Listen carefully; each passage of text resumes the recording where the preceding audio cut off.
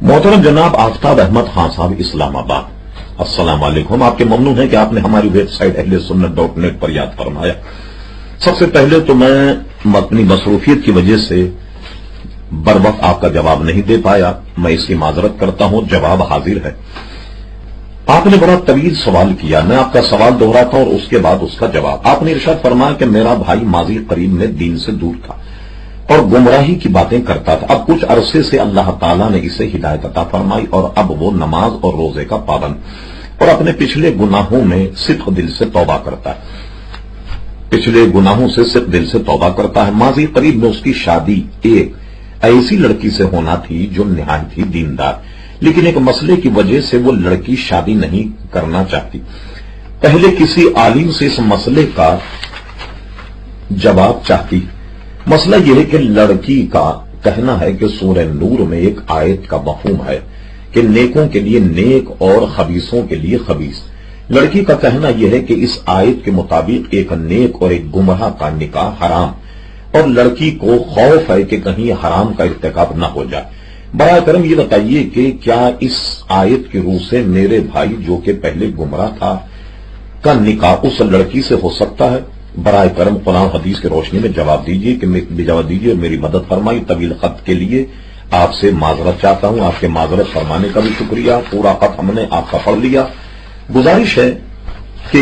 یہ تو اللہ تبارک و تعالیٰ کا کرم ہے کہ آپ کا بھائی نہایت گمراہی کی گڑھے تک پہنچنے کے بعد الحمدللہ موت سے پہلے ایک دین کے راستے پر واپس آ گیا۔ اس میں سب سے بڑی بات تو آپ کے ذہن میں یہ رہے کہ گناہ کتنا ہی بڑا، شرک اور کفر کیوں نہ ہو، لیکن جب اس توبہ کی جائے اس گناہ سے تو اللہ تبارک و تعالیٰ اپنے بندوں کی توبہ قبول فرماتا۔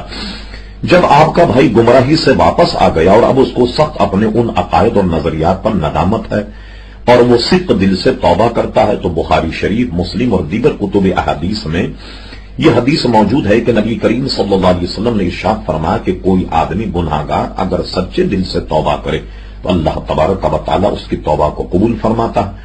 ایک میں تو یہ ارشاد فرمایا کہ جس نے سچی توبہ کر لی وہ اب ایسا ہو گیا کہ گویا اس نے سرے سے کوئی گناہ کیا ہی نہیں۔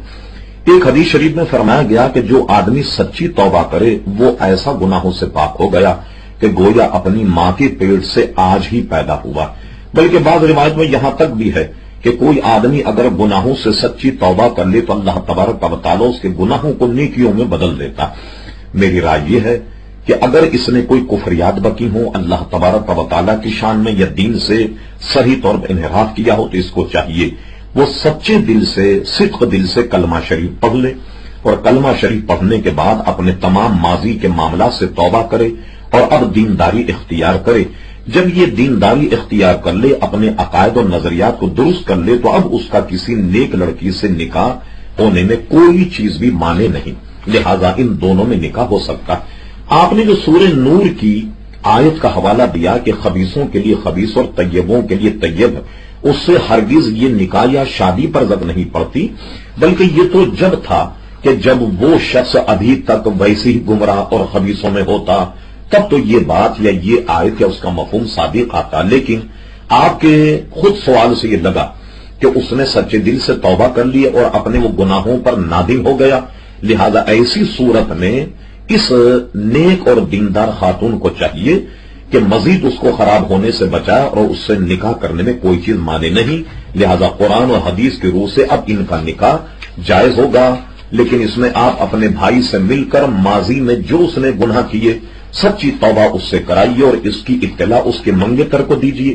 کہ وہ اب اپنے گناہوں پر نادم اور شرمسار ہے اور اللہ تبارک و تعالیٰ کے دربار میں توبہ کرتا ہے۔ ایک بات یہ ذہن میں رہے کہ جب ایسا آدمی توبہ کرے تو توبہ کا اثر اس کے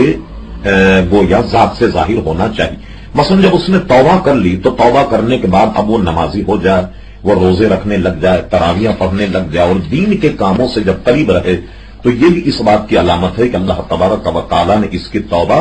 قبول فرما لی۔ قرآن مجید فرقان حمید میں یا ایھا الذین آمنوا توبوا الی اللہ